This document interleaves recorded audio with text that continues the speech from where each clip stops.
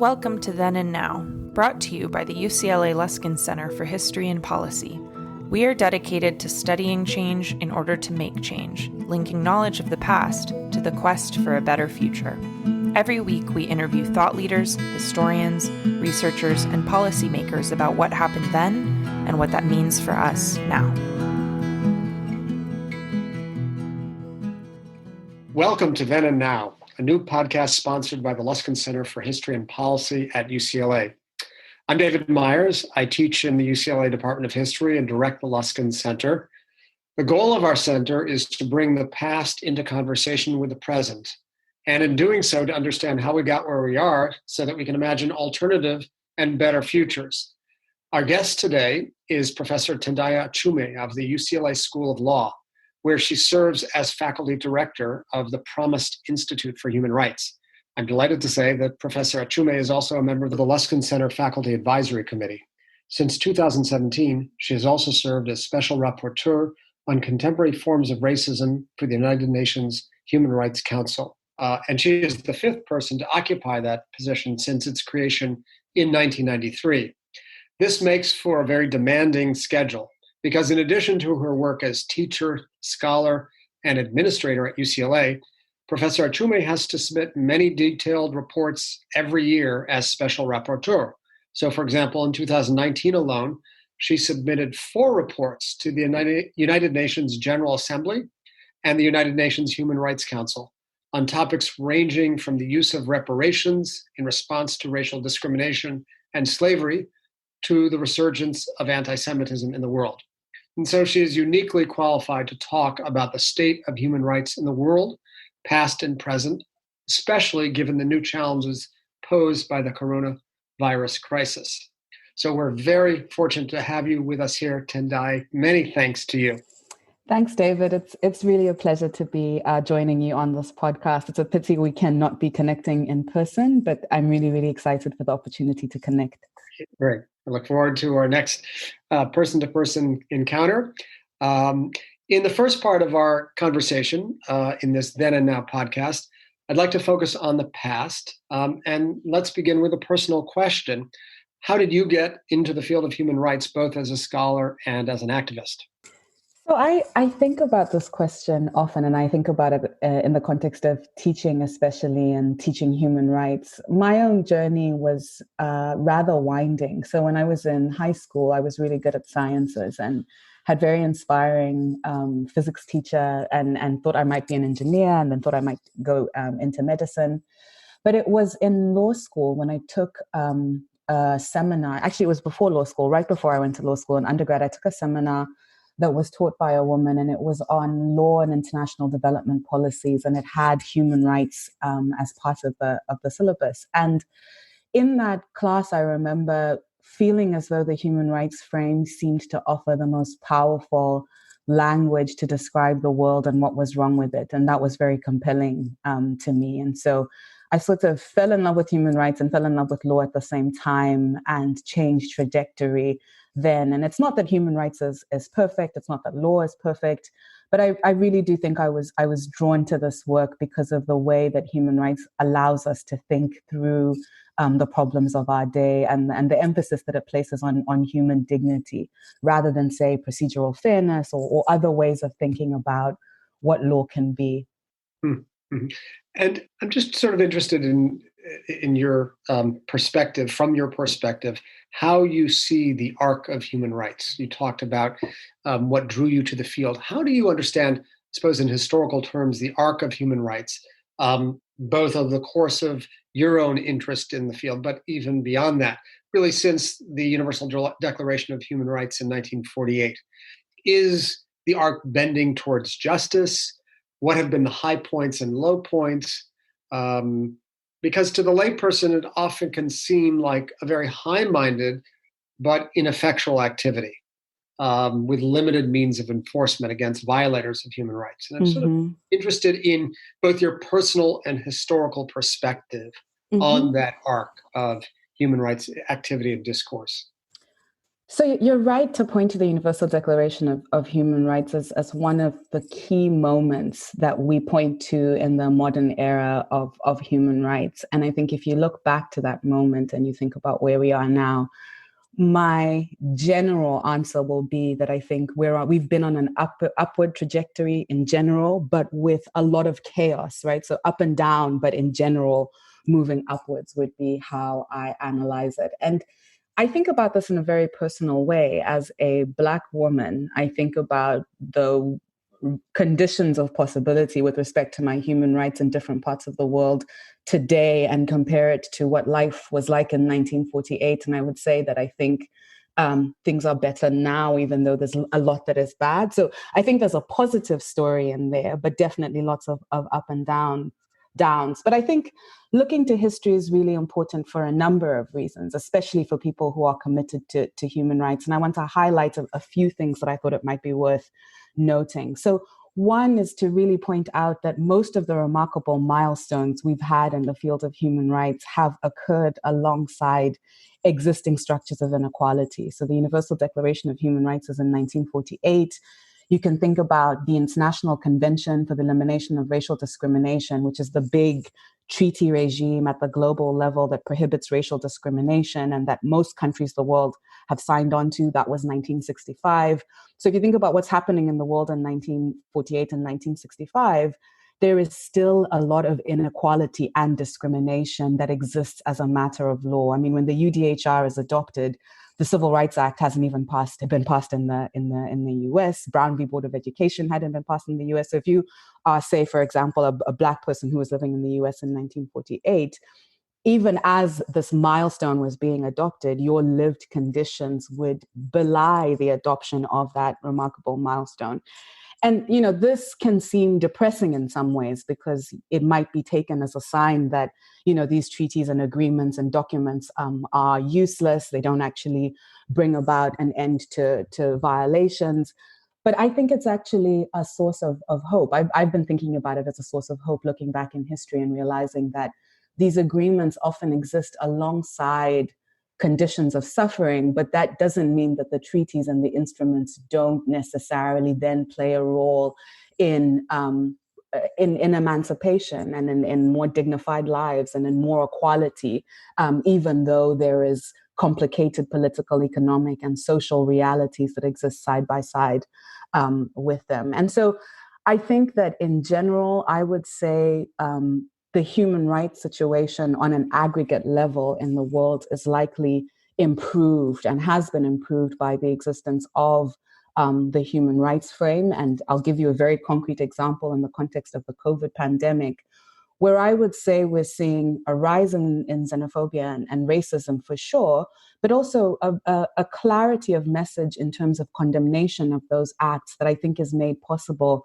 by having a globally shared language around what the meaning of these things are. What is racial discrimination? What is xenophobic discrimination?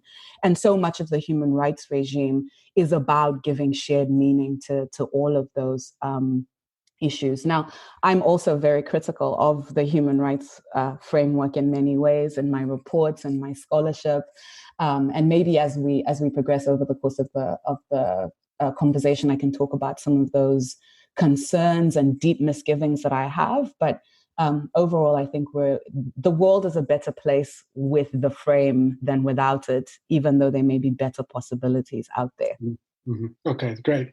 On a related theme, as we think of the past 70 years since the Universal Declaration, I'm curious to hear your thoughts about whether the international human rights regime outpaces sovereign nations in their commitment to human and civil rights. Is it the case that sort of the high-minded internationalists are pushing the action and the nation states where the real power of enforcement lies are dragging their heels? Would that be a fair assessment or not necessarily? In my work as a special rapporteur, which has me closer than I've ever been to global policy-making institutions, so where these high-minded ideals are actually, adopted as legally binding obligations, my sense has been that it's just a lot more chaotic than that, So even this idea that there's high-minded states that then push for adopting human rights agreements and then they leave their nations behind, there can be a lot of contestation among states and a lot of confusion, a lot of different incentives among different governments and then even within governments, so that sometimes your allies on one question are not your allies on another question.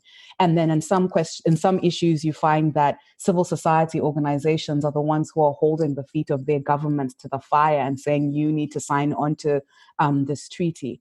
And, we think in the global north, I think there can be a tendency to associate countries in the global north with progressive ideals and pushing for these ideals. When it comes to racism and xenophobia specifically, I have found that countries in the global north have been the most resistant to adopting norms. And this goes all the way back to 1965, when you have the adoption of the treaty that I mentioned, 64, 65, when you have countries in the global north really resistant and it's countries in the global south that are pushing. And then there's other issues like equality for LGBT groups, where countries in the north have been really strong on this, but countries in the south have been really resistant. So there's more chaos, I think, than is necessarily understood from the outside. And even, I went to law school and did all kinds of things. And there's a way in which on the outside, there's a coherence that is imputed to the way that these norms are developed. But I think it's a lot more chaotic. And that actually means that there's more opportunities. And it means that you can move forward even when it seems difficult. So that's a general sense. Now, all of that said, I do think the countries that control what ends up being adopted as law can sometimes be a reflection of kind of how geopolitical power is distributed. So there's a very big debate, or has been a debate in the human rights field, about civil and political rights versus socioeconomic rights. And I think that liberal democracies have advanced civil political rights in a way that has left behind socioeconomic rights. And that's a big problem, because I think many nations see socioeconomic conditions as a priority and an urgent one that has to be addressed by the human rights frame. So I think some of the dynamics that your question rightly points to exist, where you have certain countries that take the lead, or leaders that take the lead in a way that leaves their nations behind. But I think there's also a lot of chaos, and by chaos, I just mean difficult to predict or multi-directional back and forth in terms of what determines the words that end up on the page. Mm-hmm. Does that make sense? Yeah, sure, it does. I'm just curious to hear more about what alters the complexion of the mechanism of human rights. And I'm thinking in particular of a more recent development, the introduction of the Rome Statute of 2002 that created the International Criminal Court, which would seem to represent a step forward. And I'm wondering if that's an accurate assessment, if that's one of the high points in the 70-year history. And in fact, I'm just wondering, how should we understand its enactment? Was it responsive to the ethnic tensions and allegations of genocide in the world, in Yugoslavia, Rwanda? How are we to understand it and its significance? I think that's a really good question, and I think the timing of asking this question and thinking about this question is a really important one. And I think looking at the ICC is yet another powerful case study for the importance of history, and thinking about the past, the present, the future, and how we factor that into our evaluations of success. So on the one hand, I think the International Criminal Court was a very big achievement for the human rights movement, in the sense that it was the first permanent international tribunal. Actually, it's the only one that we have now, permanent international court that has jurisdiction to prosecute individuals for serious violations, for mass human rights violations. And I think having individual liability for genocide, for crimes against humanity, for all of these violations that previously there was no international mechanism for having accountability, aside from the ad hoc tribunals that had come from the past, I think that was a very big achievement. And it was one that was very much, I think, inspired in many ways by some of the tribunals that had come before it, including Nuremberg, and then, the tribunals that you were referencing as well. At the same time, that institution, the International Criminal Court, has not escaped the pathologies that I think undermine the success of the human rights regime more generally. And I can name two pathologies that I think are worth noting. And actually, I don't know if pathology is the right word, because that suggests an illness from the outside, whereas the things that I'm pointing to are sort of baked into the system. One is the court is still subject to the geopolitics that mean that it has been subject to criticism for being biased, right? So its entire docket has focused on cases, on trying basically actors from the African continent. And there's been a big backlash and critique about that. And I think the court has been doing the best that it can to try and think about what it would mean to pursue accountability in contexts outside of the African continent. And, it's not as though these mass human rights violations only take place in Africa. They take place all over the world. In fact, there's been a very strong call, for example, for the US to be investigated for potential violations in its engagement in Afghanistan, for example. So there's these allegations of bias, these allegations that the power politics of the global order affect the way that the ICC work are real and genuine, and they compromise its capacity. I think a different kind of critique is the emphasis and resources that have been sunk into focusing on trying individuals, when many of these situations, genocide, crimes against humanity, are incubated in structural contexts that can't be fully addressed by holding individuals accountable. It's not to say that there's not a place for individual accountability, but one of the critiques of the ICC is that the nature of the resources and oxygen that it has taken up has drawn attention away from some of those structural interventions. So all of this is to say it's not a perfect institution. In fact, it's an imperfect one, but it's also one that represents an ambition that is remarkable, right? If you had said that there would be a permanent court that is, tasked with trying individuals for all of these crimes, including heads of state and individuals who previously were immune from them, even in 1995, I think people would have said, you're nuts. Whereas in 2002, it came into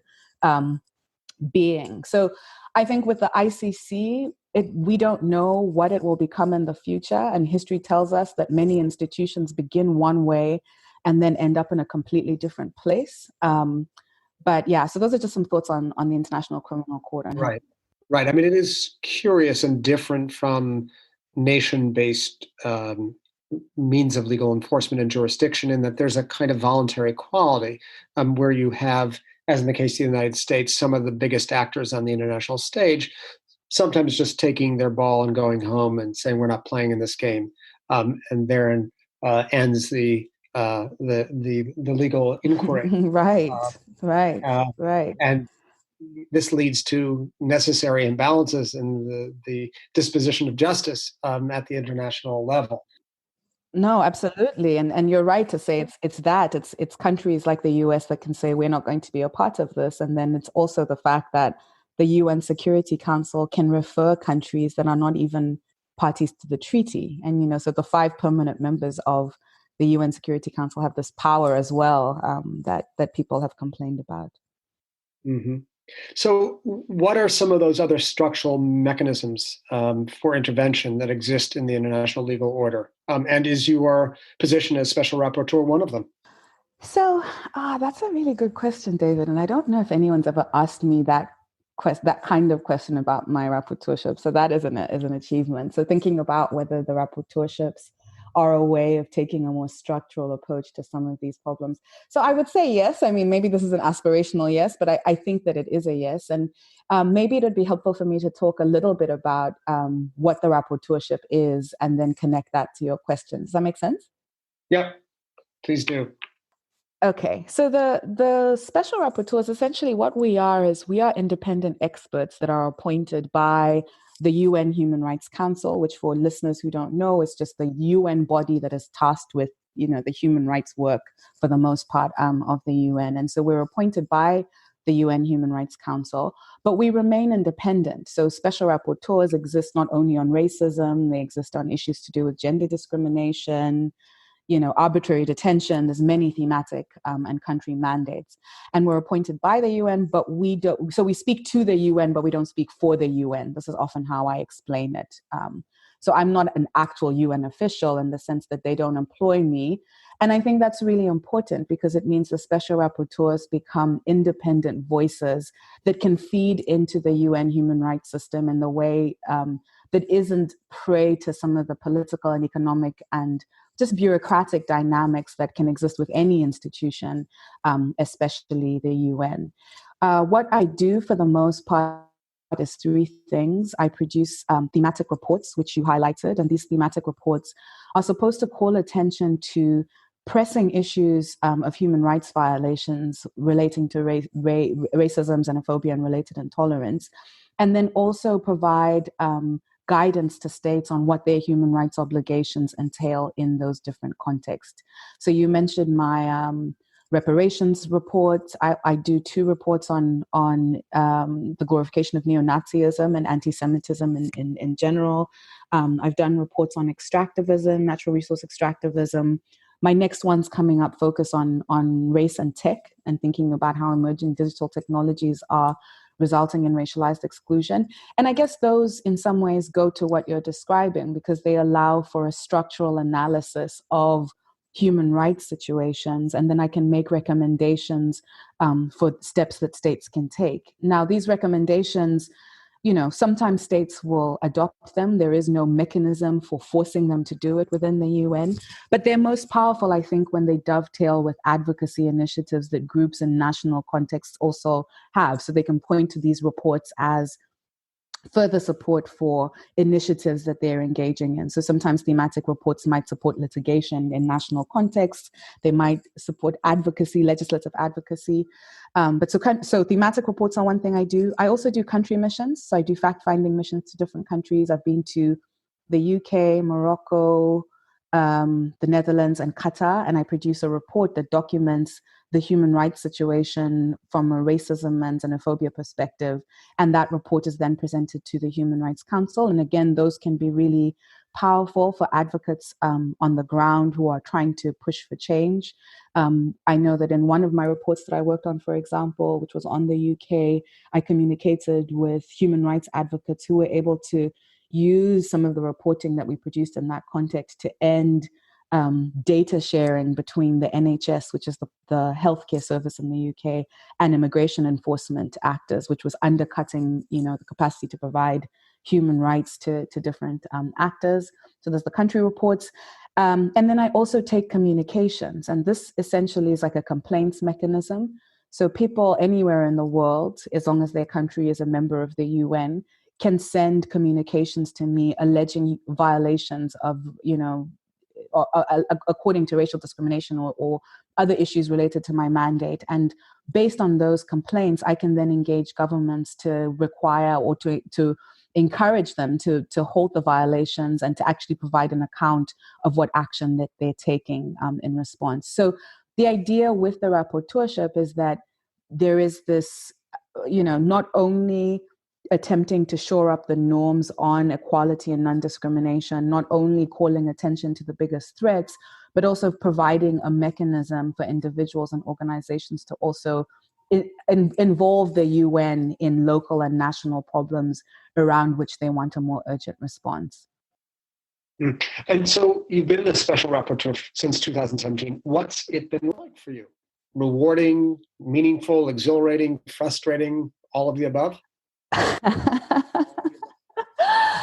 Yeah, all of the above and more. All of the above and more. I mean, it's really been a roller coaster ride. And I actually, I say this often when I talk about this. I didn't think I'd actually be appointed. I didn't think that it would happen, and it did, which I'm really excited about. I'm the first woman in this role. The rapporteurs tend to skew on the older side of things. There were just so many reasons why I didn't think it would be something that would work out. So some free advice for any young people who are listening to this podcast is never count yourself out. You should always apply, even when you don't think there's a chance.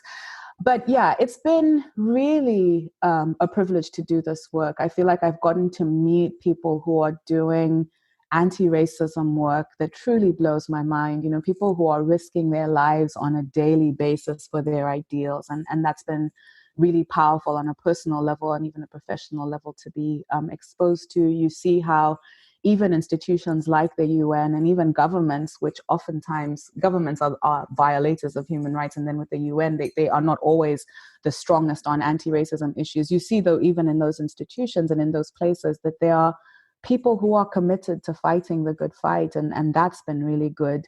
But on the other hand, it's also been really difficult and disheartening. You know, I think I was naive in some ways before doing this work. I thought the work would be mostly about solving sophisticated problems and really kind of complex ways of thinking about what racial discrimination is. But I spend most of my time just fighting against denialism of racism, right? So just the failure of political leaders, of, you know, different actors, powerful actors, just their denial that racism is actually a problem, that xenophobia is actually a problem, that anti-Semitism is actually a problem. Like, I feel like as though the greatest challenges are the most basic, and that can be really hard.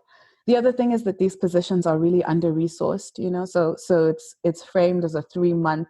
When you apply, they say it's 3 months of your time, which is just false. There's no way this is a 3-month commitment. It's unpaid work, and it's a huge amount of it. And so the resources that they provide are really, really low.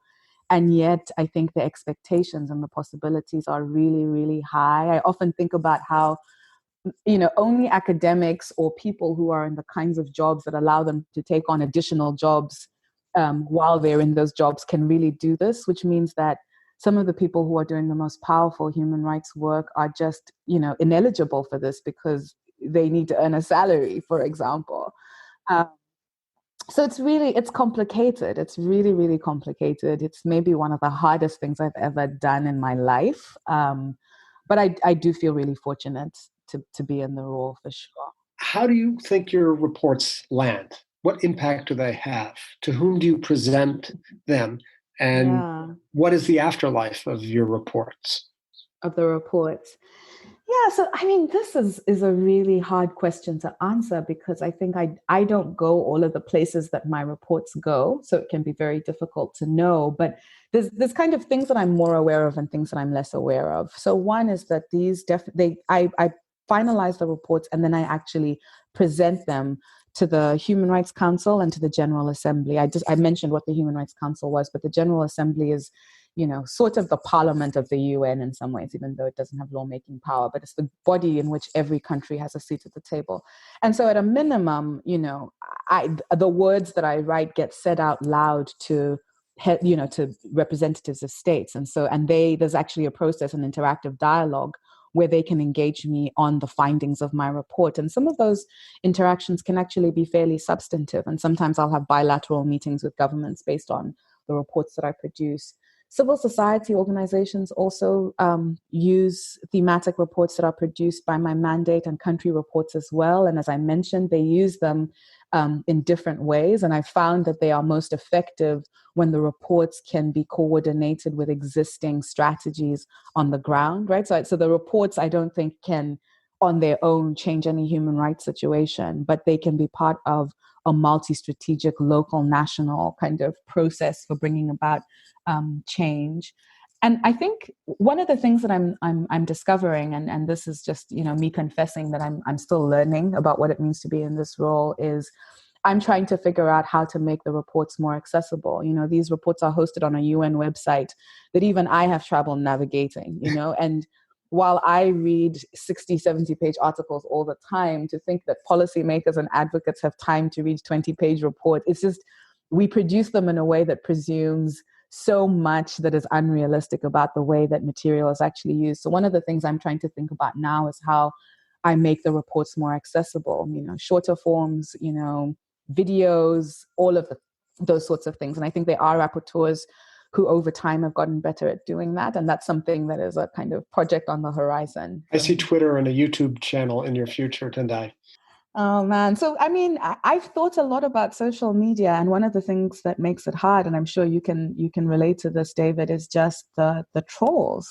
You know, Yeah. it's a Yeah. very this work is psychologically and emotionally really taxing, and social media sometimes can be the place where conversations go to get uncomplicated, oversimplified, and then just really vitriolic. And already I receive enough vitriol that I kind of get scared of social media. But it's important. This is like a main way that people communicate, and so I may have to find a way to do it. Mm-hmm.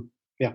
So, as challenging and rewarding and important as your work has been, it seems like it may never be more important than in the present moment, which brings its own very substantial challenges.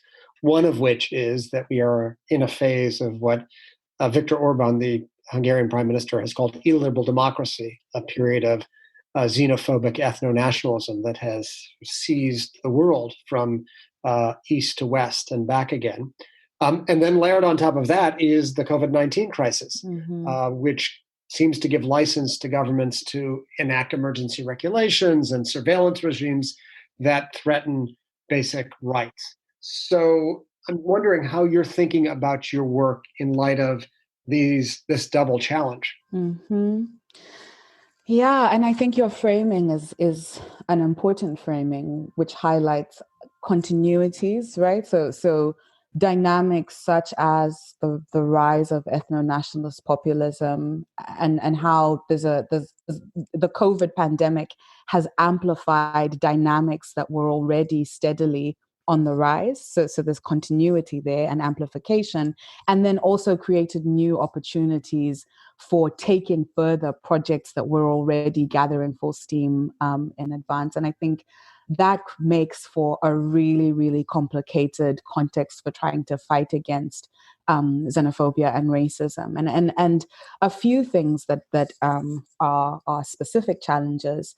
One is, I've been describing what I've been calling entrepreneurs of intolerance. So certain actors who stand to truly profit from intolerance in this moment. We tend to think of racism and xenophobia as bad outcomes that are the result of, people's prejudices or whatever the case might be. But what we're seeing very clearly in the context of the COVID pandemic is that there are individuals who profit off of intolerance and who gain from being able to sow the seeds of misinformation, of suspicion, and all of these sorts of things. And I would say that the president of this country would fall in that category.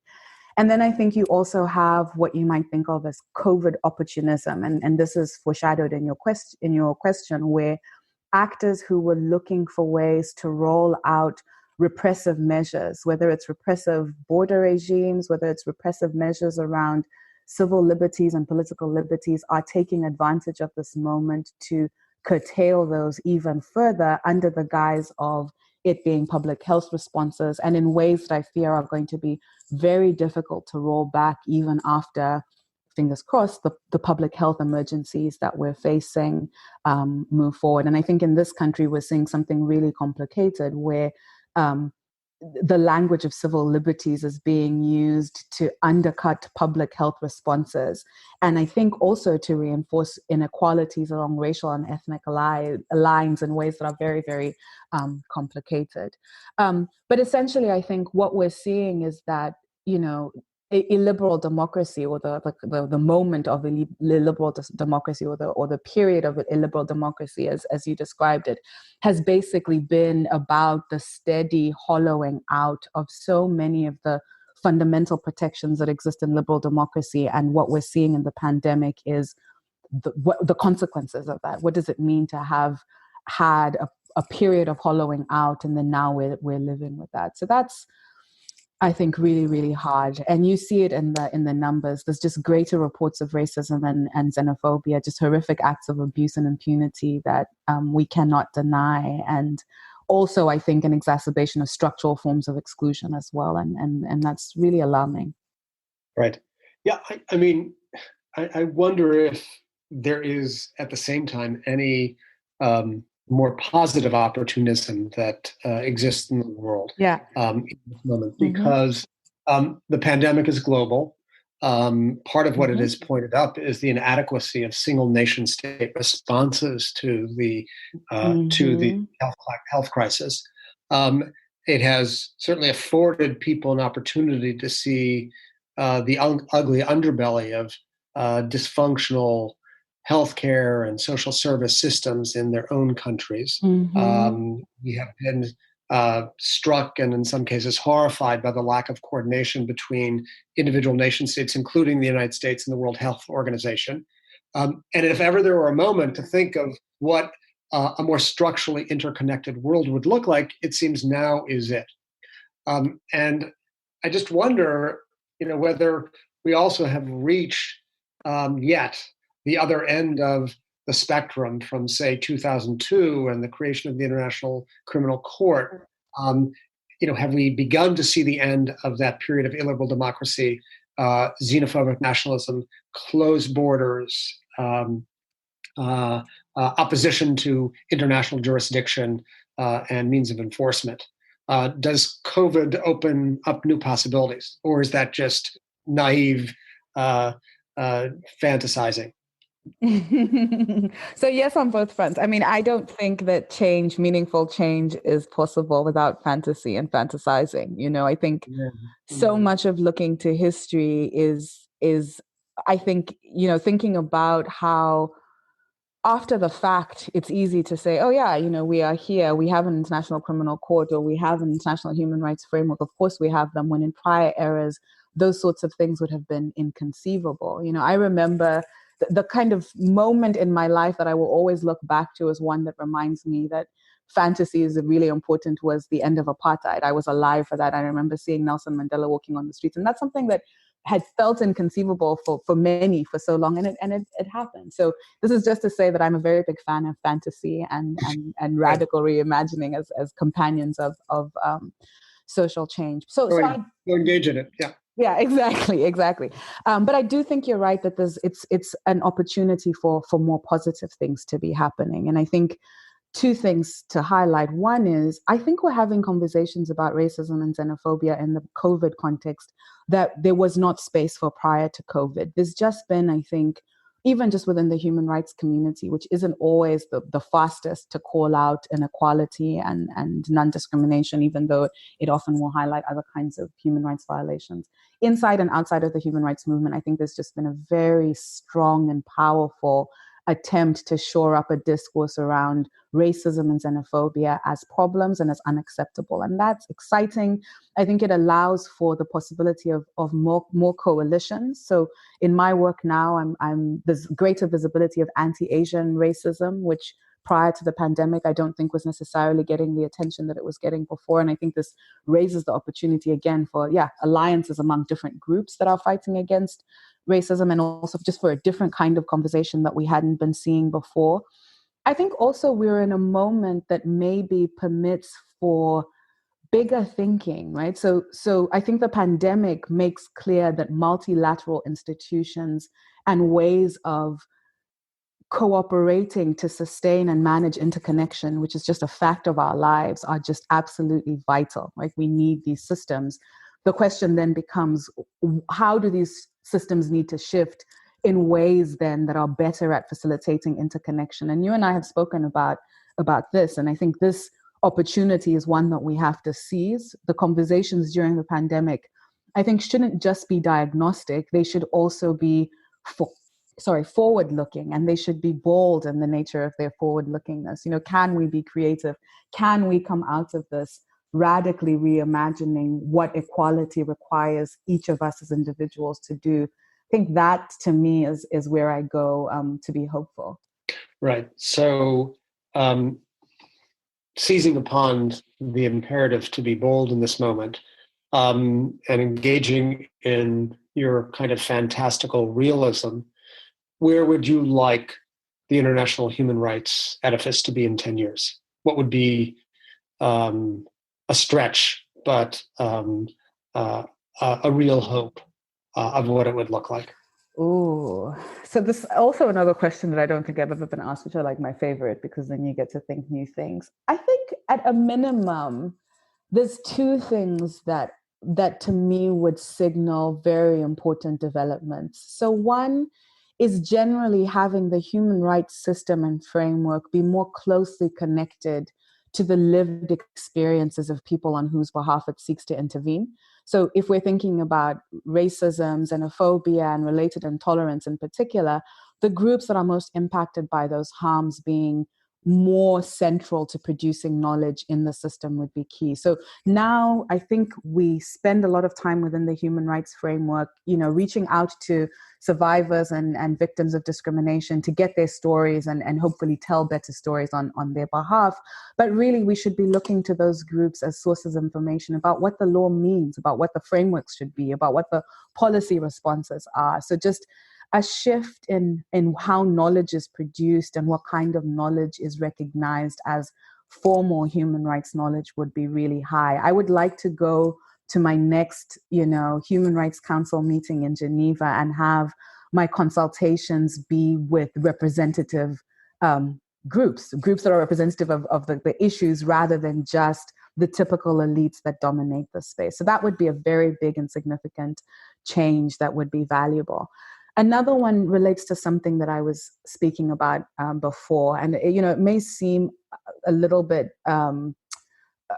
out of left field a little bit because of the COVID pandemic, but I think it relates to the COVID pandemic, which is, again, making human rights relevant to questions of economic inequality in ways that are more sustained. Having a human rights critique of neoliberal policies that I think have resulted in, or that are deeply implicated in some of the forms of exclusion that have permitted for the space that the ethno-nationalist actors have been able to occupy in these really powerful ways. Just thinking about how capitalism works and what the human rights frame can say to make it more equitable, I think that would be really, really great. And so those are two things that I think of as not radical reimagining, because when I start radical reimagining, I start thinking beyond even the nation state. This is just kind of 10 years from now. I think both of those things would be massive wins.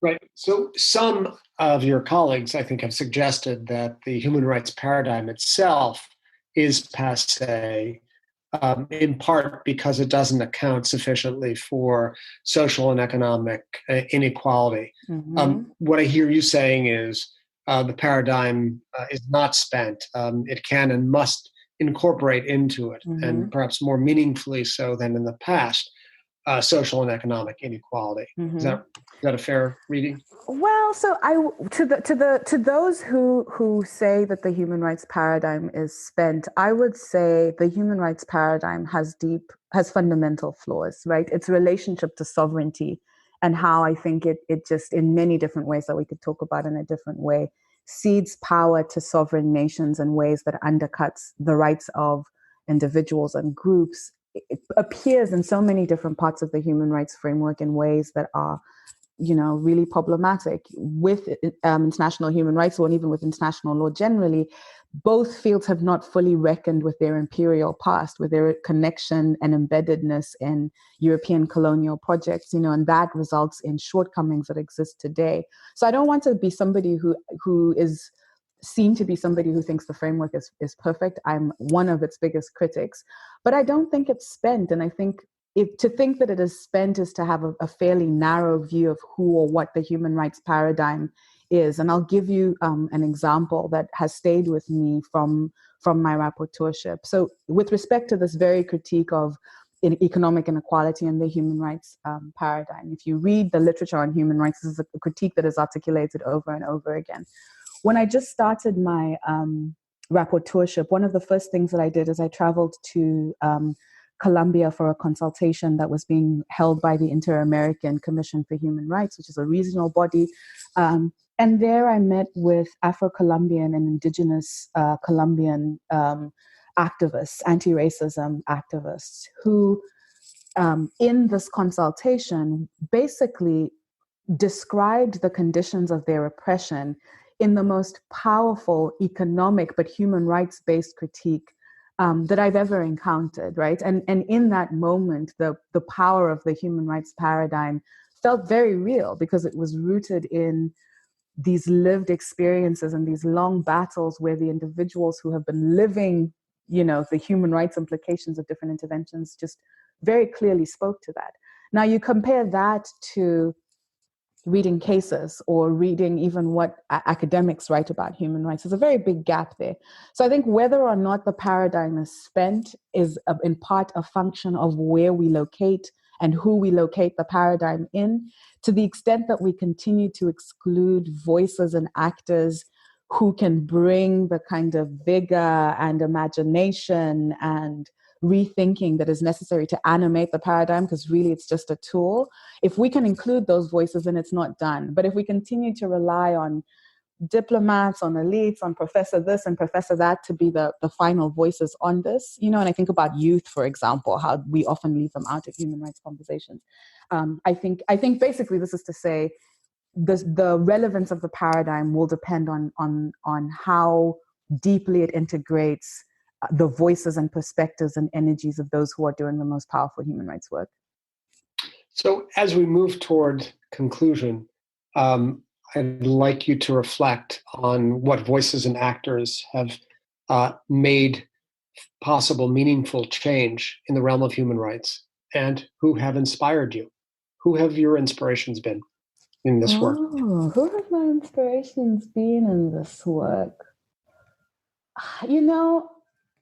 I have to say that's a really, really hard question. There's actors who I've come to meet within the human rights system who I look to and think they've done this work in very powerful, inspiring ways. Gay McDougall, who is from the US and was a member of the Committee for the Elimination of Racial Discrimination, comes to mind. Anastasia Crickley, who's Irish and was also the chairperson of the Committee for the Elimination of Racial Discrimination. So there's figures like that. Then there's the people who just have the kind of lasting impression where it's like, they change who you are and how you think about who you want to be in this world. And some of the people who I can't name, who I've encountered on some of my country missions, and these are people whose names never get known. These are people who are really kind of working at the front lines and also very far away, removed from lines of power but at a very fundamental level, I think my biggest role models are members of my own family, my mother, my father, my grandmother, my siblings. I think a lot about my grandmother, who I think in some ways, and many others, I mean, she listens to this podcast. I don't want other people in my family to think they're not inspiring, but she is one of the people who I think has just lived a life that puts the dignity of individuals above all else, which is what I think it means to be a human rights advocate. And so setting aside all of those other big figures, I really think what keeps me going and what keeps me motivated and what has really shaped me are these people that I've been fortunate to have watch just be good people in very direct and interpersonal ways. And I think that's what we're aiming for in our work as human rights advocates. Well, I can't think of a better way to bring to an end our conversation. This has been a really illuminating and inspiring conversation with Professor Tendai Achume, professor of law at UCLA and special rapporteur for contemporary forms of racism at the United Nations. Tendai, it's been a great pleasure to have you with us. Thanks so much, David. And if you ever want me to come back, I don't even know if that's possible. I would love to. This is a really exciting initiative to be a part of. So thank you. It'd be amazing to have you back. Then and Now is a production of the UCLA Luskin Center for History and Policy with support from the UCLA History Department. The podcast can be found on Spotify and Apple Podcast.